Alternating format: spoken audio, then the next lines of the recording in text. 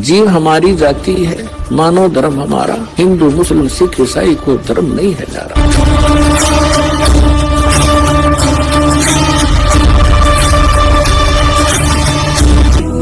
पुण्यात्माओं, इस अमर कथा में अरुचि ना करना है। असंख्यों युगों के बाद तुम्हारा बिल्ली के भागों छीका टूटा है, ये इसको छक छक कर खा लो और कल्याण करा लो। आप सुनिएगा वो। ब्रह्मा विष्णु महेश्वर माया और धर्मराया कहिए। इस काल को धर्मराय भी बोलते, क्योंकि ये अपने आप को कहता मैं धर्म का राज करता हूं, तो जैसा करता हूं वैसा ही फल देता हूं। ब्रह्मा विष्णु महेश्वर माया और धर्मराया कहिए, इन पांचों मिल पर पंच बनाया, वाणी हमरी लहिए। परमात्मा कहते हैं गरीबदास जी को ज्ञान दिया। गरीबदास जी परमेश्वर की महिमा प्रकट कर रहे हैं अपनी वाणी में। जैसा कि कबीर सागर में आपने देखा कि कबीर परमेश्वर ने 600 वर्ष पहले कहा था कि 12वां पंथ जो गरीबदास पंथ होगा और उसका प्रवर्तक होगा, वो 1774 में उसका जन्म होगा। उसमें 75 गलती से लिखा है कबीर सागर में। और उससे मेरी महिमा की वाणी प्रकट होगी। लेकिन वो गरीबदास पंथ वाले भी उस वाणी को नहीं समझ सकेंगे। फिर 12वें पंथ में चल के हम ही आएंगे और फिर उस वाणी को निर्णय करके समझाएंगे।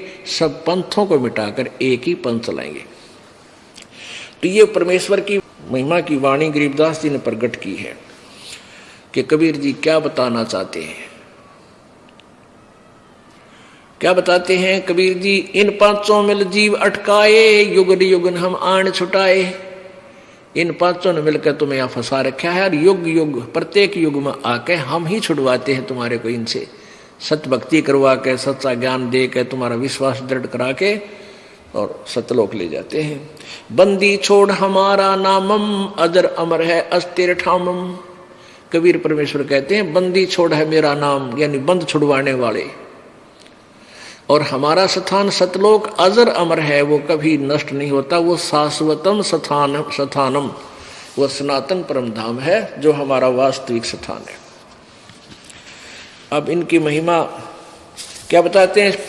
पीर पैगंबर कुतुब ओलिया सुर नर मुनिजन ज्ञानी, एत्या क्यों तो रा ना पाया, यजम कै बंधे प्राणी। हे बंदी छोड़। अब ये है ये सूक्ष्म वेद। इस सूक्ष्म यानी सच्चिदानंद घन की वाणी, इसके एक श्लोक को अनुवाद करने के लिए पीर पैगंबर कुतुब ओलिया सुर नर मुनिजन ज्ञानी, एत्या को तो रा ना पाया, ये काल के बंधे प्राणी। इनको तो तत्व ज्ञान नहीं मिला, ना देवताओं को, ना ऋषियों को, ना महर्षियों को। इनको तत्व ज्ञान प्राप्त नहीं था, इसलिए ये काल की ही डोर से बंधे रहे। परमेश्वर कहते हैं, कबीर जी कहते हैं, सुर नर मुनिजन 33 करोड़ी, बंदे सभी निरंजन डोरी। ये काल की डोर का बंध रहे हैं, इनको यथार्थ ज्ञान नहीं है। और पुण्यात्मा, यहाँ एक बात समस्या आ जाती है कि क्या ब्रह्मा विष्णु महेश और देव ऋषियों ने किसी को ज्ञान नहीं था? हाँ, किसी को ज्ञान नहीं था। अब या फिर कुनीन होगी या अलग उतरा, अलग में उतरे नहीं, हमारे दिमाग में स्वीकार्य नहीं हो, गले नहीं उतरेगी। लेकिन यह उतारेंगे गले, वो गले उतरे अंदर जाए बिना दवाई काम नहीं करे, अगर ऊपर रहेगी तो इसके लिए फिर आपको प्रमाण दिखाना पड़ेगा। पुण्यात्माओं, प्रत्येक सत्संग में, ये सत्संग कहो या लेक्चर कहो या क्लास कहो, ये पीरियड कहो, ये प्रत्येक पीरियड में यहाँ एक सामूहिक सत्संग सतल है। क्या होता है कि जैसे ये 3-4 दिन का हम लगातार इसलिए करते हैं कि एक परिवार में 5-6 सदस्य हैं, तो 2 आ जाते हैं पहले दिन, वो चले जाते हैं सत्संग एक सुनकर, दिन का मान ले। फिर शाम में दूसरे आ जाते हैं, आसपास हैं तो यहाँ आसपास का ऐसा है, और फिर तीसरे आ जाते हैं अगले दिन। तो ऐसे वो अपना 3 दिनों में टर्न वाइज सारे लाभ उठा ले जाते हैं। तो इसलिए दास चाहता है कि रह कर ये रेग बार बार मारा जाता कि सब का मैल उतर जा। और जो पुण्यात्मा बार बार सुनते हैं प्रभु की महिमा, चाहे 1,00,000 बार सुन ले तो बार भी आनंद आना चाहिए। यदि आपको आनंद नहीं आ रहा कि तो कल सुनी थी आज भी फिर सुना रहे हैं गुरु जी, तो आप असवस्थ है, आप अभी भक्ति योग नहीं हुए हो। जैसे व्यक्ति को बुखार हो जाता मलेरिया, उसको रोटी भी कड़वी लगती है, मनुक्खा दाख भी कड़वी लगती है, और उसका इलाज क्या है? कड़वी लग गए हैं तो कुनीन कड़वी खानी पड़ेगी, फिर वो स्वस्थ होगा, और स्वस्थ होने के बाद फिर वो सूखी रोटी भी उसको मीठी लगेगी। ऐसे ही जो व्यक्ति पहली बार सत्संग सुनता है उसको ये ज्ञान अटपटा सा लगता, पर सुनता रहे, फांकी मार इसकी, ना चाहते हुए जैसे गोली, ना चाहते हुए भी गटक जाया करें, ना चाहते हुए सुनते रहना इस ज्ञान को। ये कानों के माध्यम से आपके पेट में जाएगी कुनीन, और फिर साफ कर देगी अंदर से, जिससे आपको कड़वापन था। अब दिखाते हैं कि न ब्रह्मा सुर नर मुनि जन 33 करोड़ी, बंदे सभी निरंजन डोरी, पीर पैगंबर कुतुब ओलिया सुर नर मुनि जन ज्ञानी, एत्या को तो रा ना पाया ये जम के बंधे प्राणी। ये वाणी परमात्मा की। अब इस वाणी को सिद्ध करना अति आवश्यक है, नहीं तो कोई भी नहीं मानेगा कि ब्रह्मा विष्णु महेश सुर माने देवता है। इन देवताओं को ज्ञान नहीं था, और इन मुनियों को, ब्राह्मणों को कोई ज्ञान नहीं था, ऋषियों को तत्व बिल्कुल भी ABC, ये तो वेद ज्ञान था ही नहीं इनको। अब ये सिद्ध करेंगे अपने सदग्रंथ श्री मद देवी भागवत। देखिए तो पुण्यात्मा, इस जितनी बार भी आप सत्संग सुन रहे हो, और आपको प्रत्येक जितनी बार भी रह कर जो बार बार रिपीट भी की जाती है तो भी अच्छी लगती है, तो आप स्वस्थ हो। जैसे सुबह रोटी खाई आपने और शाम ने फिर आपकी रुचि रोटी भोजन में है तो आप स्वस्थ हो, यदि अरुचि है तो आप अस्वस्थ हो लिए, वो कड़वी दवाई फिर खाओ। कहने का भाव ये है कि ये मान लिया आपको लगता है गुरु जी ने कल भी दिखाई थी, परसों भी दिखाई थी, ऐसा मन में आता है तो आप अभी अस्वस्थ है, पर फिर सुन इस कड़वी दवाई ने खाता ही रहे, अरुचि से भी सुनता रहे, ये रोग ऐसे ही कट जाएगा। फिर आपको चाहे 100 बार सुननी पड़े, 100 बार अच्छी लगेगी। अब देखिएगा श्रीमद देवी भागवत, गीता प्रेस गोरखपुर से प्रकाशित है।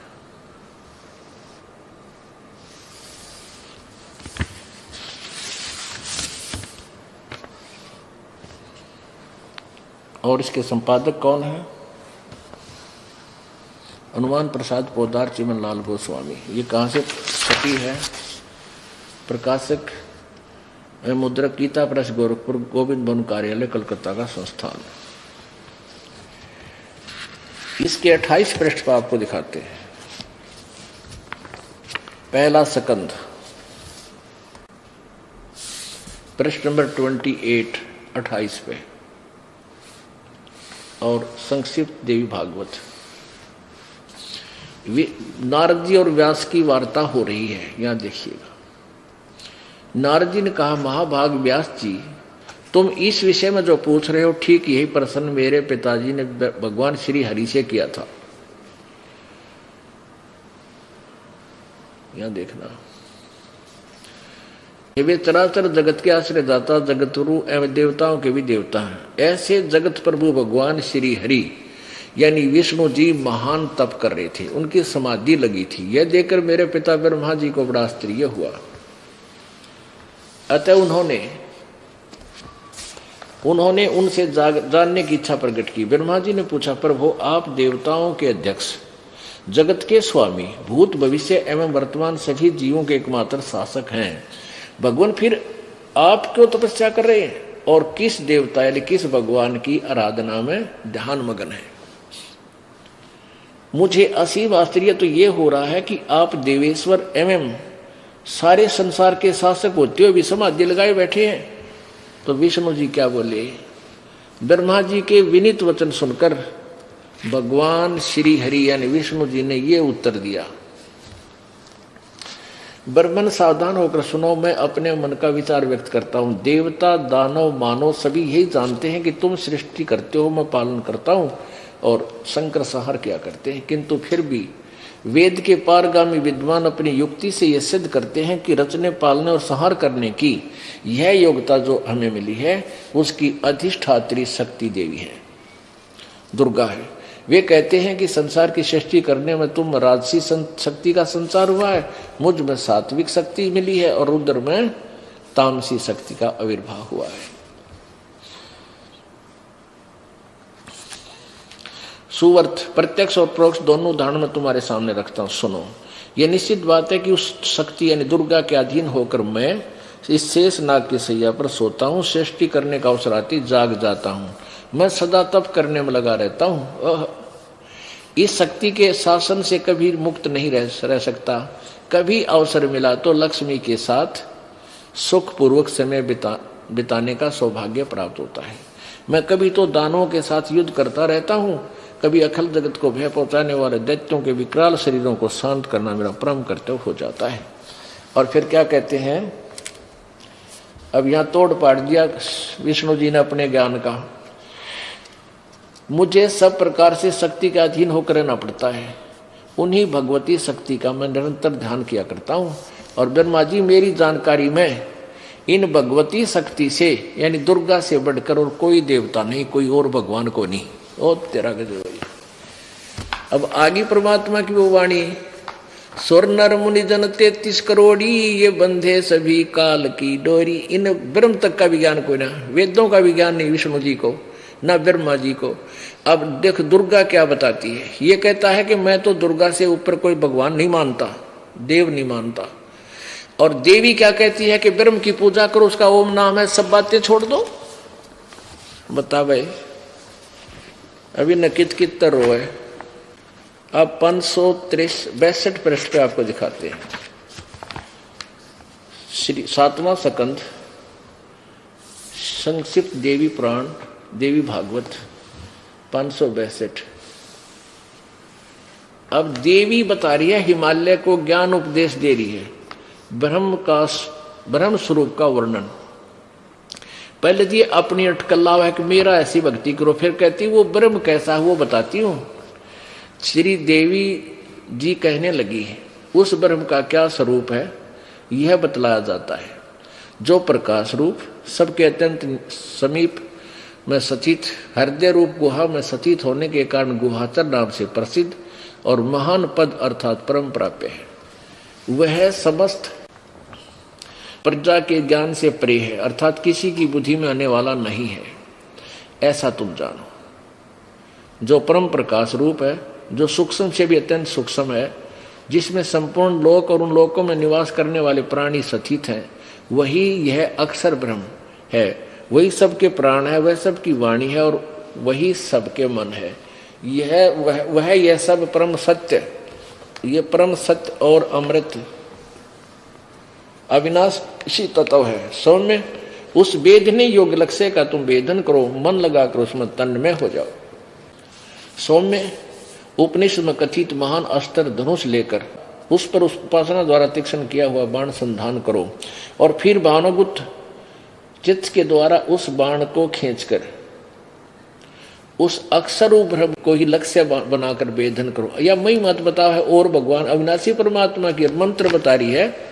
ओम परवण माने ओम धनुष है, जीवात्मा बाण है और ब्रह्म को उसका लक्ष्य कहा जाता है। उस एकमात्र ब्रह्म को ही जाने, दूसरी सब बातें छोड़ दे। यानी ना मेरी पूजा करना ना किसी और की, केवल ब्रह्म उपासना करें। यही अमृत रूप से परमात्मा के पास पहुंचने का पुल है। यहां देखो, इस आत्मा का ओम के जप के साथ, परमात्मा लिखना था यहां पर, इस परमात्मा का ओम के जप के साथ ध्यान करो। इससे अज्ञान में अंधकार से सर्वथा परे संसार सागर समुद्र से उस पार जो ब्रह्म है उसको पा जाओगे, तुम्हारा कल्याण हो। और यहां वो क्या कह रही है, वह यह शब्द का परमात्मा आत्मा ब्रह्म लोक रूप दिव्य आकाश में रहता है, वहां सचित है अपना आत्मा।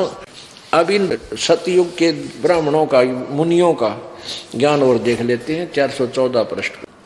परमात्मा की एक वाणी, इतना ज्ञान फैला दिया इन लोगों ने कि परमात्मा के यथार्थ ज्ञान को, सत्य को सत्य सिद्ध करने के लिए ये इतने पापड़ बेलने पड़ते हैं इस दास को, जब आपको यकीन होता है कि सचमुच कबीर जी की वाणी सच्ची है। छठा अध्याय और संक्षिप्त देवी भागवत 414 पृष्ठ।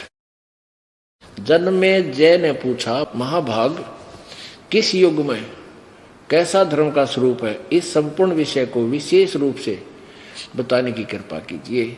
व्यास जी बोले, व्यास जी कह रहे हैं जो वेदों के राइटर हैं और गीता के और पुराणों के। राजन ये निश्चय है कि सतयुग में ब्राह्मण वेद के पूर्ण विद्वान थे और उनके द्वारा निरंतर भगवती जगदम्बा की आराधना होती थी। जय हो। और वे भगवती का दर्शन करने के लिए उनका मन सदा ललायित रहता था। वाह रे वाह। यालिया और सतयुग के ब्राह्मणों का और वेद के पूर्ण विद्वान थे, दुर्गा की पूजा करते थे। और दुर्गा कह रही है वो तो ओम का जाप करो, बाकी सब छोड़ दो। और वेद यही कह रहे हैं और गीता यही कह रही है, गीता जी कि वो खुद कहता है कि मेरा तो एक ओम मंत्र है और कोई देवता की पूजा मत करो, किसी देव की पूजा मत करो यदि तुम्हें कल्याण चाहिए।